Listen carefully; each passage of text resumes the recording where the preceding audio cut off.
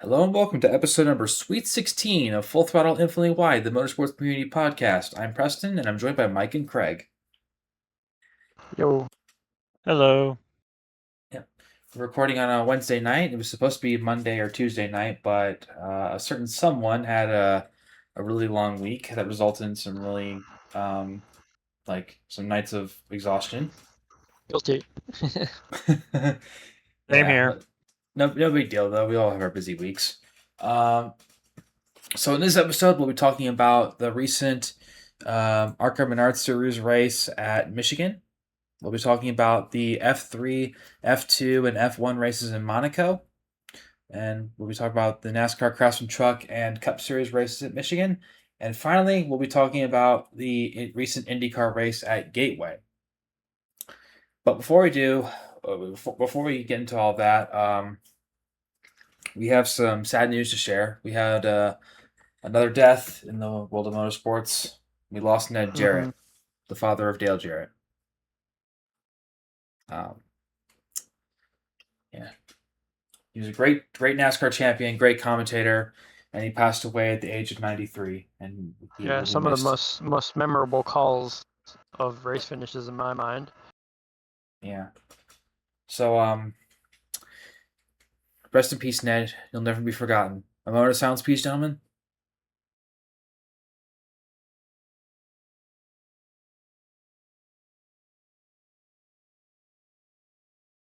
Thank you. All right, so Mike, you want to talk about the ARCA race, which apparently got rained out after 57 laps? Yes, it was. How do I put this into words? It wasn't a bad race by any means. No. It was. Struggling here. Sorry. Typical ARCA race. There's a little more than that. It was setting up to be a good race, if it ran out to the full finish. But then the rain had to happen. Mm-hmm. It's uncontrollable, yeah, but it still sucks. You could see everyone sort of getting their strategy in line of how it was going to finish, and they never got to execute it. Yep. Yep. Oh, and Cletus McFarlane got the pole, his first ever award in NASCAR. Yeah. And then proceeded to botch the race. Yep, that sucks, but it is what it is.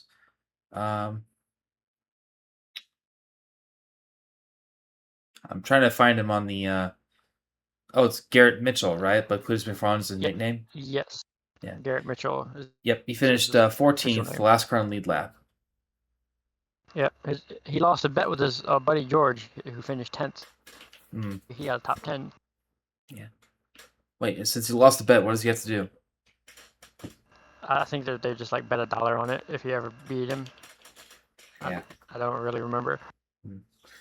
So, yeah, Gio Ruggiero won the race. I know it was a rain short win, but hey, a win's a win. Yeah, a win's still a win. Yeah. So, now let's move on to the F3 sprint race. This race was just a calamity. The winner was Gerard G. I may have butchered that name, so if I did, oops, my bad.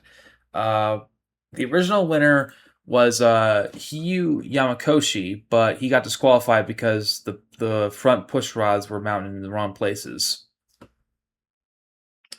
That's a bummer, but what can you do? How do you screw that up? I have no idea, dude. You had one job. Yeah.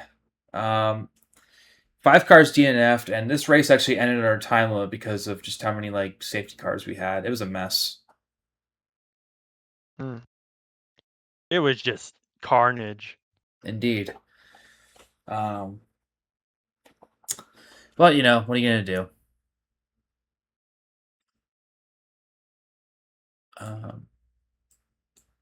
Yeah, not much more to say about it. Let's move on to the F2 sprint race. This race was won by Noel Leon. And it was a pretty clean race for the most part, up until 10 or 11 laps to go. Goeth. Or Joeth. It's Goethe. I still keep forgetting how to pronounce some of these drivers' names. I am so sorry. Is it silent like Van Gogh? I don't know. It could be possible. I don't know, but yeah, he DNF'd.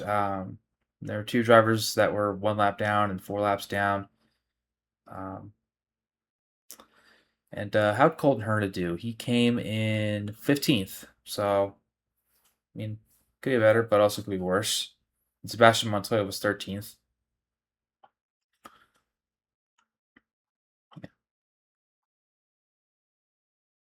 And if I remember correctly, there were some drivers going off the track because of brake lockups.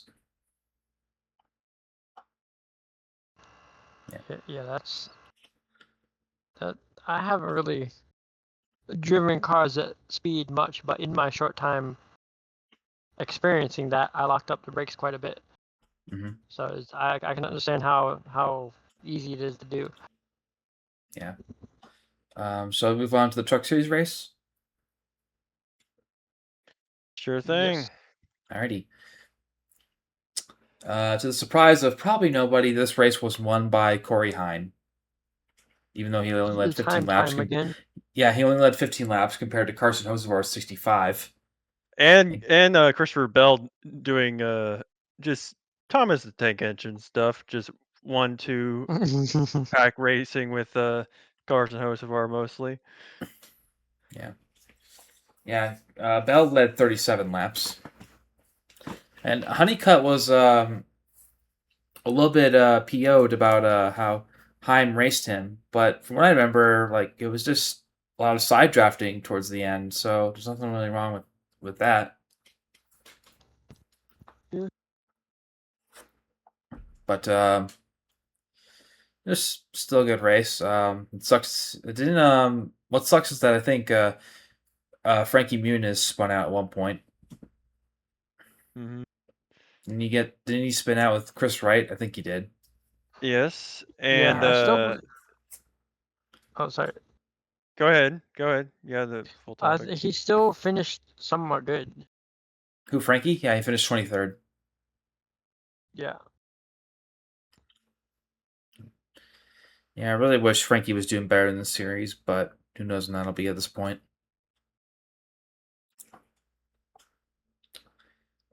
Because I got a friend back in Connecticut who really likes Frankie Muniz. Most likely because of his acting career. Mhm. And this particular friend knows a lot more about TV and movies than racing. No offense to her, I'm just stating the facts.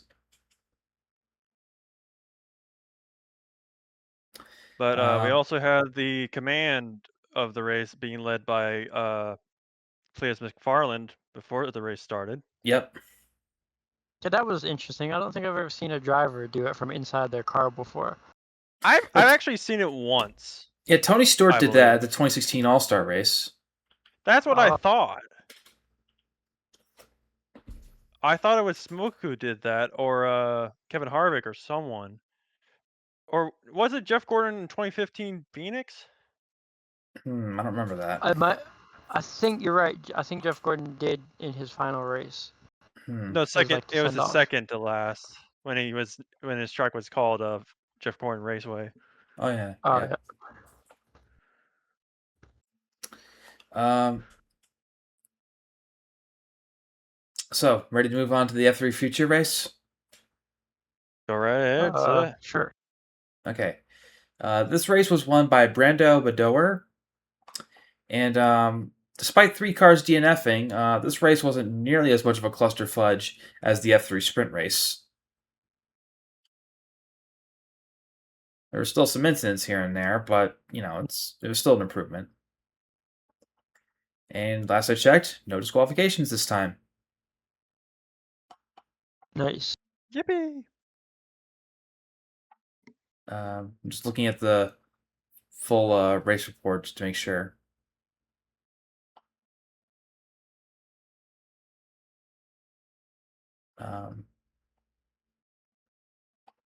Yeah, it doesn't look like it.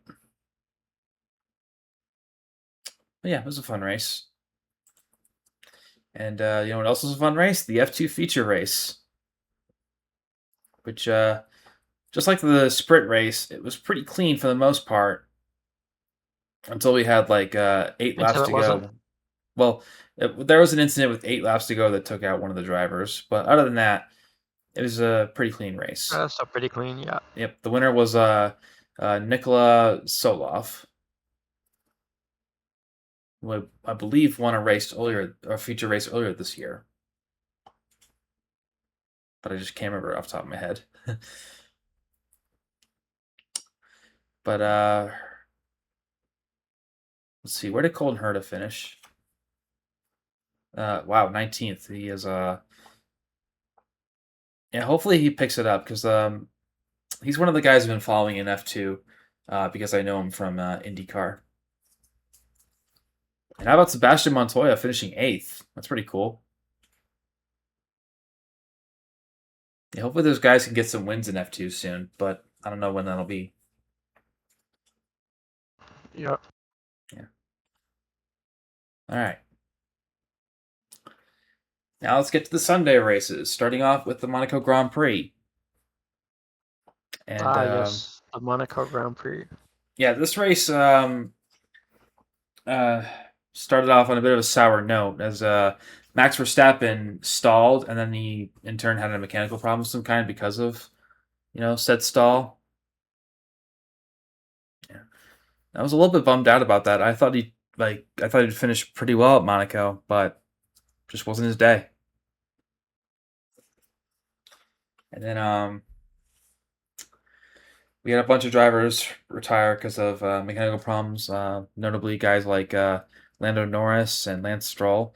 And we had a moment where Charles Leclerc, like just as a race was about to restart from a safety car period, he his tires got affected by loose pavement, which we'll get to in a little bit, and he crashed into the wall. And this race, speaking of loose pavement, that's why this race was red flag for a while because of loose pavement. And I can't remember the last time I saw an F1 race or any race that matter being red flag because of loose pavement. Do you guys remember a time like that? I remember when Martinsville started falling apart and knocked a big hole in the front of Jeff Gordon's car. What year was that? I forgot. Shoot, I can't remember off the top of my head. I think it was 5. 5 or 6. Yeah, I'm not sure. But another good win for Kimi Antonelli. I'm sensing he's going to win the championship this year. Huh?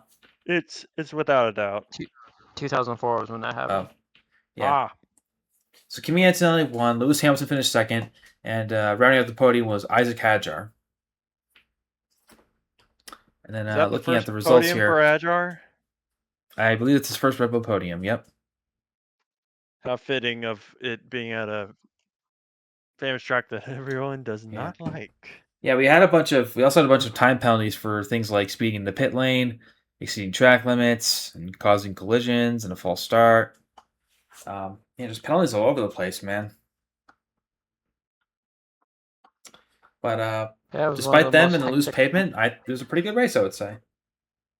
Yeah, that was one of the most hectic Monaco Grand Prix I've ever seen. It's actually Grand Prix, get it right. I'm kidding. Nah, it's Grand Prix. Oh my god. Anyway, also I just remembered when I said what races we were talking about, I forgot about the British Touring Car races, so my bad. Is everyone ready to talk about those? Sure. All right. So the second one I didn't get to see because I was watching the F1 race at work. But the first one, this round or this event, whatever you want to call it, took place at Oulton Park, the island layout, if I remember correctly. And we did have a safety car in the first race, and that meant the race was extended by a lap. The two drivers that DNF'd were Lewis Selby and Adam Morgan, and the winner was Dan Camish. And then in the second race, which as I just mentioned, I didn't get to see, the race was not extended. and we only had one driver, one lap down, that being Aiden Moffat. And the winner of this race was Ashley Sutton, to the surprise of probably nobody. And finally, the third race was won by Charles Rainford, and this race was a bit of a calamity considering we had 5 drivers DNFing. Like 3 didn't even complete a lap. Well, I'm Yeah. assuming that was a turn 1 incident. I can't remember exactly what turn it was, but they Gordon Shedden, Aaron Taylor Smith, and Adam Morgan all failed to finish a lap. Mm. But it was a fun weekend of British Touring Car Racing. I'm still really enjoying this series, and I'm definitely looking forward to the next event. I wish I could watch it with you guys because it's super fun to watch. Yeah, if I'd like to if I ever manage to have the time. Yeah, I know that feeling. So The let's get time zones to when they race over there are like hard on me. yeah. All right, let's get to the Cup Series race at Michigan. How about Denny Hamlin? He started. He had the pole position, but then went to the back because of damage to his car. But he managed to come up through the field and win the race by like what was it, like 10 seconds or 11 seconds over 11. Eric Jones. 11. Yeah, he was on fire. Yep. Yeah, it looked like Carson Hocevar was going to win, but he smacked the wall at one point. And of course, Carson Hocevar caused a big crash that a lot of drivers were not too pleased about. And speaking of, on the subject of a lot of drivers doing something, we only had like 24 drivers finish the race. 13 of them failed to finish. And those ones that failed to finish were Ty Gibbs, Michael McDowell, Noah Gragson, Ryan Priest, Ricky Stenhouse Jr., Shane Van Gisbergen, Christopher Bell, Chase Elliott, Zane Smith, Brad Keselowski, Tyler Reddick, Austin Dillon, and Connor Zilic. See that 5 times fast. Yeah.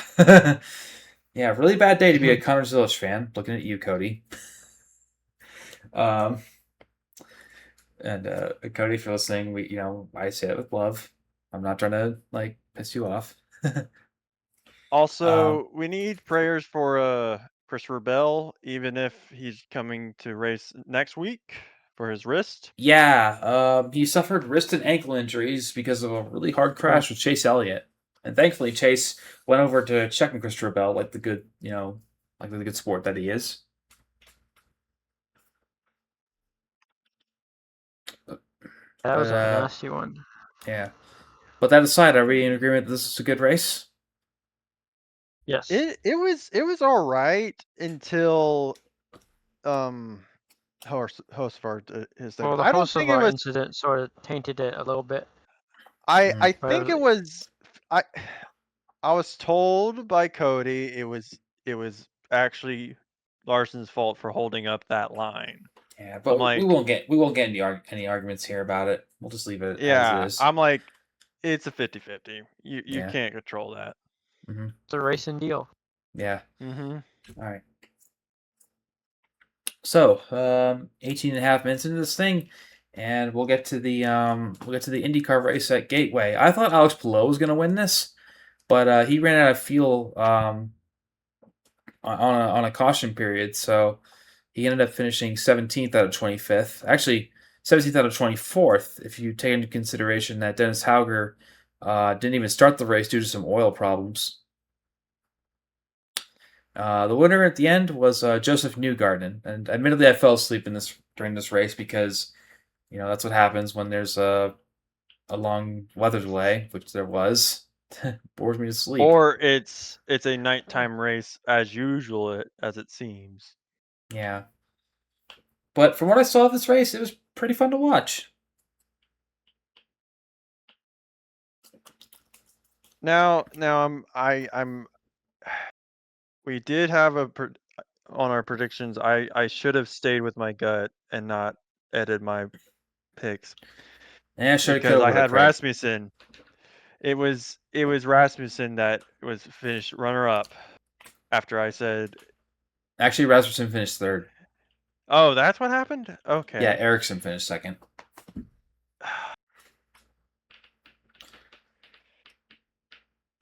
But this was nice seeing Rasmussen come back to a oval track with good performances. Yeah. Yeah, so pretty good week of racing, I would say. And before we go, we do actually have one topic to talk about. It's not one of our special topics, like the Kyle Busch one that I said we'd get to. I still haven't finished that yet. I gotta, do research, but and then work on a script for that. But it was announced that Josh Berry will not return to Wood Brothers Racing next year. Who could possibly replace him?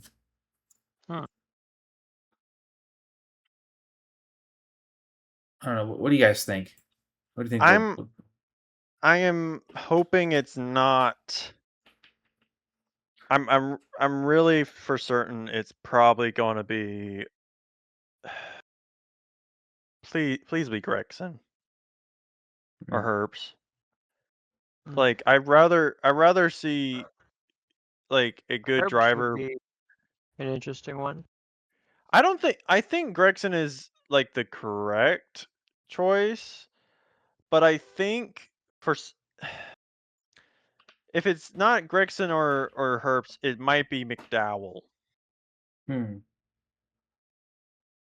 Because I don't think McDowell has a contract through this year. Yeah. Some people are wondering if Jesse Love's going to take the 21. I don't think he's going to take the 21. I think he's going to stay with in a Chevy camp. But it's not Richard Childress or Hendrick. Yeah. I think he's going to take the 71. Well, we'll see what happens. Over McDowell. Yeah. Unless Austin Dillon says something out of the blue. Yeah. Anything can happen in NASCAR, am I right? I know he drove it a little while back. What about Harrison Burton? Okay, that's He drove the 21 for a time. Yeah, I mean, I don't really see him coming back to a rider who's released from, but I could very well be mistaken. Yeah. I think if he stayed at Joe Gibbs instead of being with the 21 before then, I'm saying of Burton, it would have been fine for his lessons. Yeah. Instead of flipping in the first race he ever raced. Yeah. Yeah. So we'll just have to wait and see, I guess, and maybe we'll get an announcement later this year. Maybe only time will tell the truth. Yep, exactly. So, you guys ready to call it? I think we covered everything. Yeah, sure. I was about to say I almost forgot. The IndyCar next series was a great race though, but yeah, I guess we're not doing that. Yeah, we didn't get a chance to cover like the first race or two of the season, so I just scrapped the idea of covering that series. But anyway, yeah, this was a fun Sweet 16th episode. And thank you very much to everyone who is listening to this. And we hope that you'll join us for the 17th episode of Full Throttle Infinity Wide, the Motorsports Community Podcast. So on behalf of Mike and Craig and everyone else in this podcast, I'm Preston signing off. We'll see you next time.